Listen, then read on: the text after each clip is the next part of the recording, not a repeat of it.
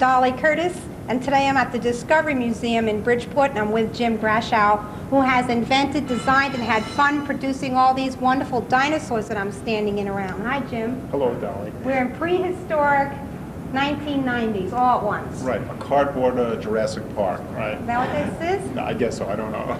Everything is so large, though. Is it larger than life, these dinosaurs? It has a sort of a life of its own, and I don't know about dinosaurs, so I guess they're as large as they are, right? So it's not larger than life, I guess they are life, so... What do you call them? There's a big sign it's here. It's cardboardosauruses. Cardboardosauruses. Right. So it's assorted, created, today's dinosaur. Assorted, created today's dinosaur? No, I don't know. It's just all these dinosaurs made out of cardboard, the most dispensable, creative material imaginable, right? So I mean, the cardboard. So the cardboard is really essential to to the piece. It's probably more essential than the idea that it's dinosaurs. Why? Well, I think each piece has sort of like a leaping off kind of like the word dinosaur is sort of like a platform for creativity, and and the cardboard makes it really accessible and really and allows you really your imagination to sort of like run wild. Because the cardboard's not very expensive, so when you're working with it, if it's not exactly what you want, then you can just try again, or you can just take it. You can just take it. Rip it up. You know what I mean? Start all over again. Do anything you want with it. I think when you're a little kid, your cardboard is your first and best toy. In my neighborhood, when I grew up, when somebody got a refrigerator box, it was the greatest thing in the world. We'd cut it up. We'd make a little building out of it. We'd cut out like a little section, make a little puppet show. And at the end, when it all got beaten up, everybody would jump inside of it and roll down a hill. So and then use it as a sled ride. And a sled ride, right? So cardboard has so many uses. Cardboard is the greatest thing, and around this time of year especially, it's like the holiday time. Everybody's getting presents. I guess. One president is enough, One right? president is enough. So you get your presents, and you take a look at them, and then you put them aside, and then you have your great cardboard box to to build anything. Right? So kids really relate to kids relate, and adults too. So I think I think it's really a tremendous thing to be involved in process. To have something that's so elemental, and cardboard is just a great building block for creativity. It's interesting like though, Wonder when Bread. People look at this and they don't often think about how artwork is made. Right. But this, you can see how it's made, because you even show sections where it's unmade. Right. So I've left a lot of places. I've sort of like started building the whole piece as if I was going to arrive at conclusion, at finish. But I thought it was really important to allow people to sort of enter into the process and sort of reveal the process. So by not coloring anything, by not finishing? The coloring was really like, as I was working the piece, I sort of thought colored all along. I thought some kind of surface would be evolved, but it never really said that it wanted to be colored. It always said that it wanted to stay cardboard. So I decided to leave it as cardboard and allow people. So when people seem to come into the show, they always say like, oh, what color should it be? What color is it? And I say, you color it in your mind. If you want to complete it, complete it in your mind and allow nobody knows what a dinosaur looks like anyway, it could be like have big giant polka dots or big red checks or But something. no one really knows? Nobody really knows. Right. So, so it should be like a creature that's, I think that's part of the whole lure of a dinosaur. Part of the attraction is that it's so open-ended. And I wanted my pieces to be open-ended too. I wanted it to be an open-ended metaphor to allow... Walt Disney World, they were wrong all the time. Oh no, I don't know if they were wrong. I mean, they have all these dinosaurs that I thought was what the dinosaur was supposed to look like, but you're telling me it could be anything you wanted. I think when Walt Disney does a mouse that can talk, you know what I mean, and with clothes on, I think he can certainly do a dinosaur any way he wants, right? Right. But I like the idea that you left it so open to the public to finish it, or in their mind to finish it. Right. Right. Well, the thing is, a piece should operate on a million different levels. Well, maybe not a million different levels. Maybe like maybe half a million. Half a million. Right. I mean, it should have an entry point that sort of invites people into the piece. Right. And then once a person is inside the piece, they can discover the details and all the little nuances of a piece. So and so the entry point in this is the cardboard, you know what I mean, and the fact that it's dinosaurs. But once somebody's inside, they should be able to see it as a as a work of sculpture and a work of art, you know what I mean, as well as you know what I mean, an incredibly playful thing that that invites them to participate. They can travel through it. They can get caught up with these butterflies that have teeth. Right. Well, yeah. So we're it's like these butterflies, instead of like butterflies, we're calling they're partial butterflies and partial pterodactyls. So we're calling them butterdactyls. You know, in prehistoric times, I think the insects were probably very dangerous, and probably butterflies were really very, very dangerous. That's your idea. I think they were dangerous. Yeah. And you have other funny things Beauty here. is dangerous, I think. Don't you think beauty is dangerous? And, right, and love is dangerous. Very, very dangerous. So we have we have prehistoric crickets, and I have a little cricket over there that has a little cricket head with two big giant horns on it. And a kid was here looking around and said to his mother. The mother said to him, "Is this a cricket or is this a grasshopper?" So the kid says, "Mom, it's not a grasshopper, it's not a cricket. I think it's a rhinoceros." You know what I mean? So I think I could be always right. You know. So and I see a lot of leaves. There's a lot of leaf-like patterns. Right. So the thing is, too, you know what I mean, that you sort of like get a general broad idea about shapes and patterns, and then just start building, and everything should sort of bounce, or each thing should bounce one off of the other, until the whole thing becomes this incredibly textural room that where the foliage and the geometric shapes and everything is just bouncing back and forth, to create almost like a living walk-through painting. It is almost that feeling. So that's what I want. A painting that's in process. So this whole thing could be picked up and taken to another space and then carried into another life. Right. Yeah. I guess it could be. Started in your studio partially. I guess it could be, but a piece sort of like this piece really was dictated almost by the room that it's in too. Right. Of course. So first, when you come in, you sort of see the room and you take like a measurements and you feel the space of the room. And then you start building piece by piece, section by section. But you built this in your studio? I built it partially in the studio and partially at Fairfield University. Which is where you told me you're teaching now. Right, I teach a class. Actually, the name of the class this term was called Cardboardasauruses, right? So it was great, and the kids that I worked with, were extraordinary. They worked incredibly hard and watched the whole piece grow from the very, very beginning. And then did some of them come over here with you and help you work on it further? The last month of the show, we brought the stuff from the studio, and the stuff from Fairfield University, to the museum, and we worked for the last month in the museum itself, putting everything together. So it's really and actually building this last piece here. We built this entirely in the museum. So it was really tailor-made for this room. But it's like if you have a piece of paper, you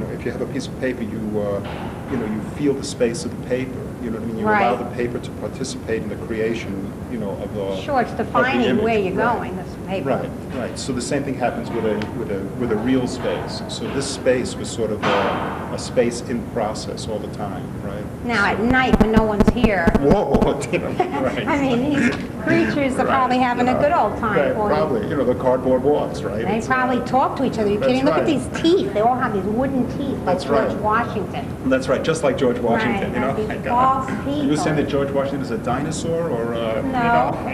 He had the same kind of teeth. Right. I think dentists might have some prehistoric ideas. Right. Is what I'm That's thinking. right, prehistoric dentist. Right. So you think you could take a few minutes and show us how to just even begin to start to put one of these dinosaurs together? Let's take a quick look and see if we can show the public how some of this began. So Jim, now you're going to show us how this really happens. Yeah, I'm going to try. This is like elemental dinosaur work, and the basic tool is is a utility knife I for figured. me. So but it's dangerous. I've chopped the ends of my fingers off a lot of times here. So Well, don't feel be the careful. time pressure too much, Right. so we don't want to have a It'll be a good action shot. You'll see me bleeding, making a dinosaur, like a bloody a dinosaur. bloody dinosaur. Okay. So anyway, so this is like the Olympic speed competition for dinosaur building. All right. Okay, we're with you. Okay. So we're ready. Okay. Yes. Okay. So I'm going to start.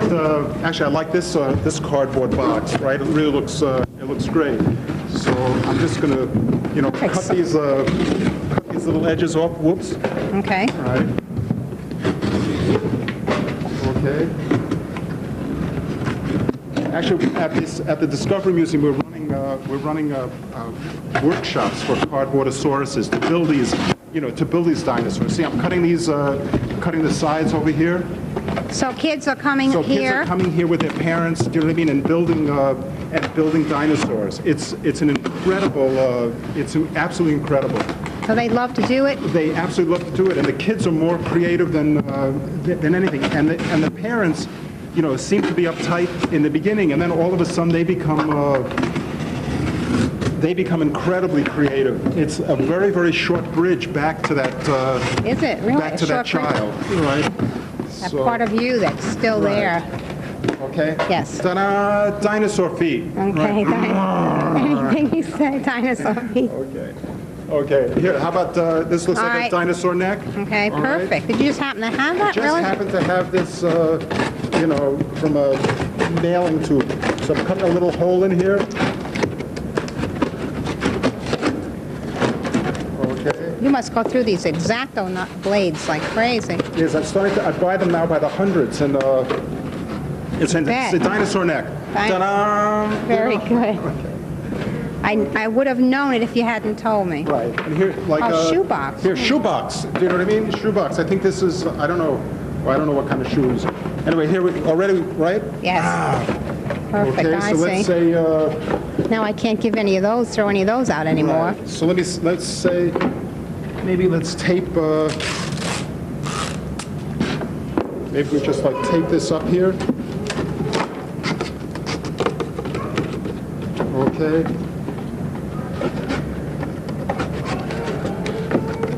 Oh, I see. That's your attachment. Right. Easy style Okay. attachment. No measuring or anything, huh? No measuring or anything. Unbelievable. Spontaneous. Right. Wow. Okay. This actually. Okay. Actually, I think I put this on. I think I put this on the wrong way. But right. no problem with. Improvise? We improvise. As long as you don't cut your shirt off. Okay. Can I help some way? No, here we just like trim this down. Oh, I see. Dinosaur mouth opening Right. Right. Ah! without the teeth at this point. Right. Okay. She's teeth. You know what I mean? An excellent. Teeth. A great concept. Oh, I see. Right in the shoebox. Teeth. Immediate teeth. I bet the kids catch on to this really quickly. Yeah, they do. Imagine. The thing is, and you can do absolutely anything. It's if you have egg crates, you can make eyes out of eggs. You can use milk cartons, any old box. You can use crepe paper, pipe cleaners, toilet paper rolls. Brown bags. Brown bags. I mean, anything. It's Especially for snowy days. Snowy days. Do not have to watch videos. Right. Make dinosaurs. All that energy can be spent on creating prehistoric, contemporary dinosaur, though. Okay, teeth. Okay, teeth. Upper teeth. Okay. Just for time, this dinosaur is not only going to have upper teeth. Just have one set of teeth? One set of teeth. Okay, for Would you our like Olympic. No, that'd be fine. Yeah, because in Olympic competition, there's no time for 2 sets of teeth. 2 sets of teeth. You lose points. Okay, here we'll just like put a little tape here, close that mouth a little bit. Actually, it's a great idea, you know. You can have a little Olympic time competition on building a cardboard, what do you call it again? Cardboardosauruses. Right. Okay, here, we'll close up that mouth a little bit. You know what I mean? You know, oops. Neck coming loose. Okay. Yeah, very good. There are always difficulties. Let's say, here's a, we can have like, this looks like good eyes, right? So maybe we'll, It's like we're gathering an audience right now. okay.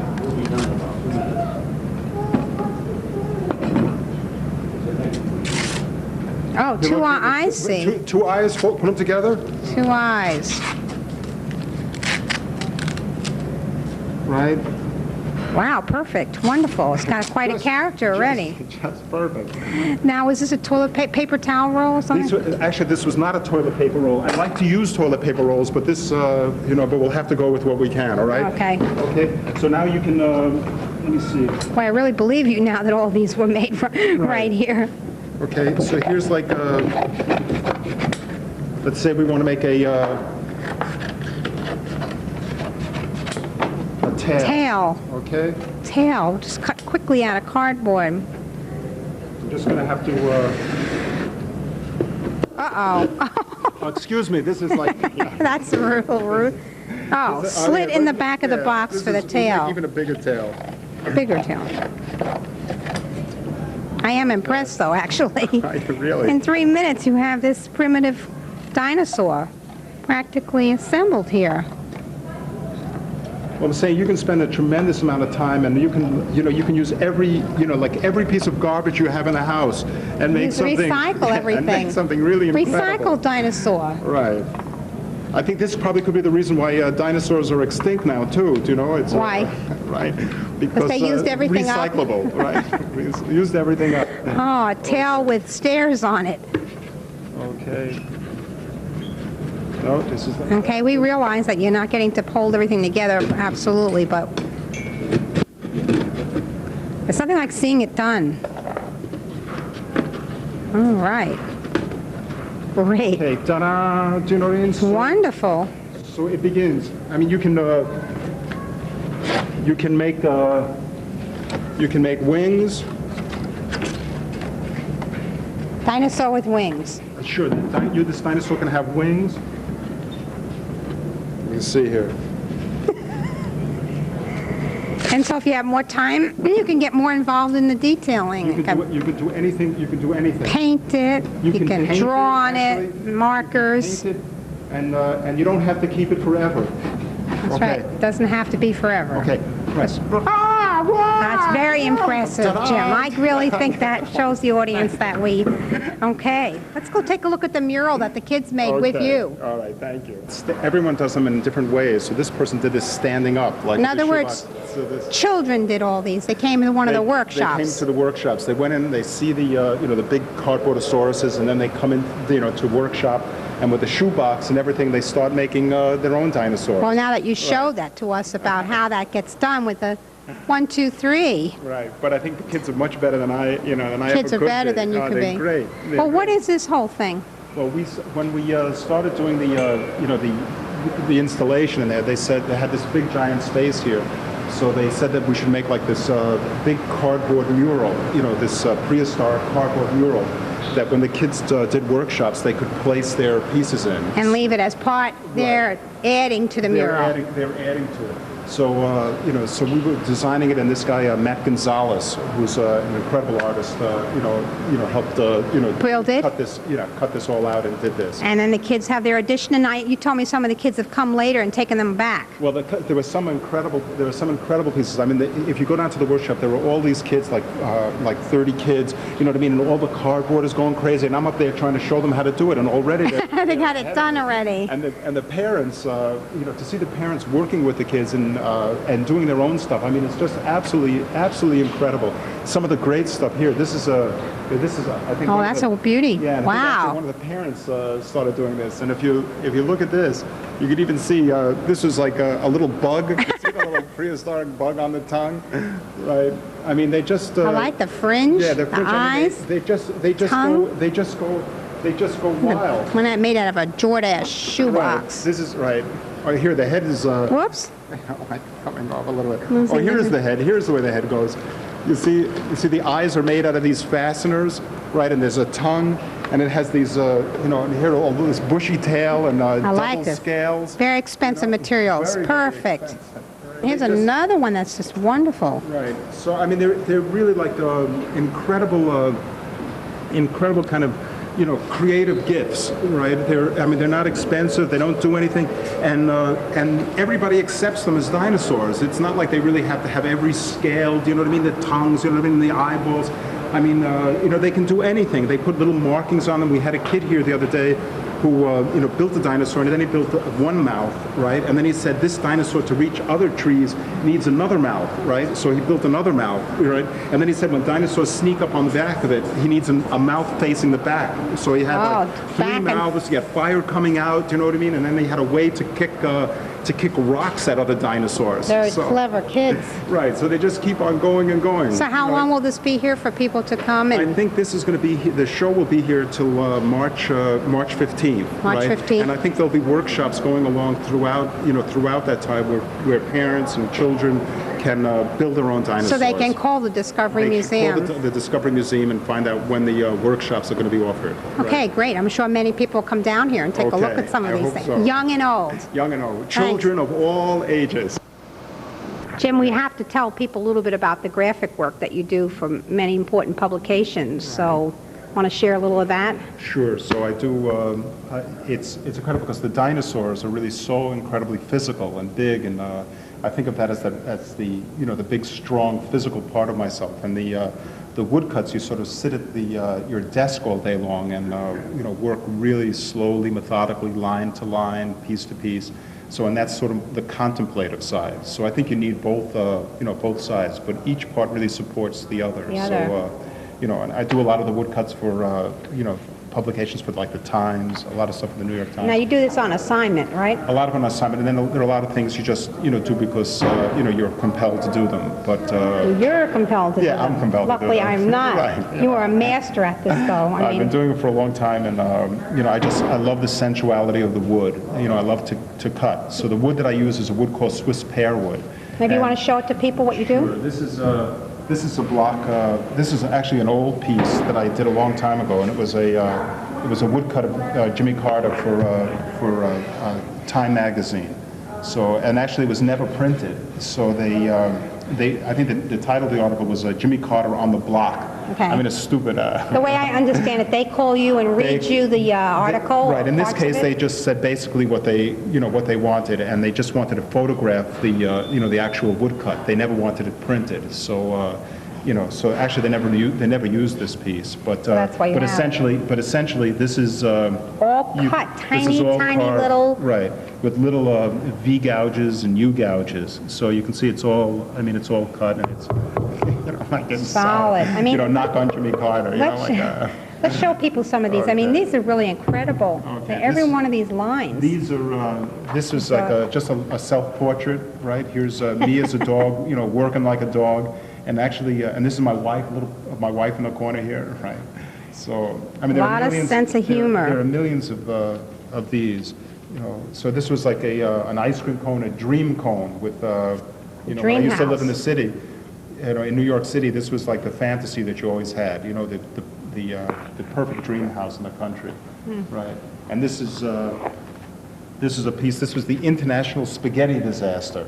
So, you ever wake up in the morning and then there's spaghetti all over everything. I mean, everywhere. Bad dream. Spaghetti! Right. So you wake up, here's a guy who wakes up in the morning and there's a meatball in his apartment. So he goes to his bureau drawer and, pulls out his revolver and shoots the meatball. But can a bullet stop a meatball? No. And look at all the Nothing lines. stops meatballs in spaghetti, And there's your famous this was like marathon poster. The New York City Marathon poster for, I did this for the Roadrunners Club. I think this was the first poster that they did for the marathon. So there was a blue line that traces the entire, marathon route. Now these are the originals, right? These are all from the, struck right from the block, right? So, And I think they take a long time to do. I bet. I just can't imagine you doing these in a week or 3 days or... Right. Well, the small, actually, when you do work, let's say for the Times or something like that, it's usually like a 3-day deadline. So these are done in 3 days? Some of these, but not the big ones, you know? Please, you know, like that. And then you run to the train and send them down. Wow, so this was beautiful. a Statue of Liberty. This was for the centennial, and for actually I did this for the Book of the Month Club, and these were all my friends and relatives. Were all these little people here. Thousands of little people. Right. So my mother, father, my mother-in-law, you know, my wife, my children, everybody. Everyone's in there. Plus half of New York City. Plus half of New York City, right? Really fabulous, fabulous things. And here's like this is a bouquet of houseplants, right? So you can see all the, you know, this big bouquet, and of all the flowers are really houses and buildings. So here's like Capitol bells, see little Capitol buildings, right? And what imagination you have. Thank you. And to think that you have the technical ability as well to be able to do those as woodcuts. Well, essentially the thing is that it's fun. Do you know what I mean? That I love doing it. There's nothing better than sitting down at your drawing board and just, you know, like working. You know, like it's an incredible kind of rhythm. And I mean, everything is rhythm. And once you fight to get into that rhythm, and I think the whole world fights to knock you off your rhythm. That's right. So, I think so. So you and once you get in the rhythm, you can just go with it. You can do anything. Well, we could just look at these things. I mean, this is incredible. One more time, and then. Okay. Well, these are just like this is just like a, you know, all the papers, and this was for a poster for Pratt Institute. But this is called crayon pens. This was just called a garden, and this was just this beautiful flower with all the canvases and papers and everything to work on. And these were all the artist materials. Hold that down up here. so we can get that is just magnificent. Right. You can see all the, you know, the pens and crayons and pencils and brushes and everything down there. It's just marvelous, Jim. I mean, we could spend an hour easily just looking at these magnificent things, these woodcuts of yours. Thank you so much for adding all of this to our experience here today, because without this, we wouldn't be seeing the whole true Jim Grashow. Okay, thank you.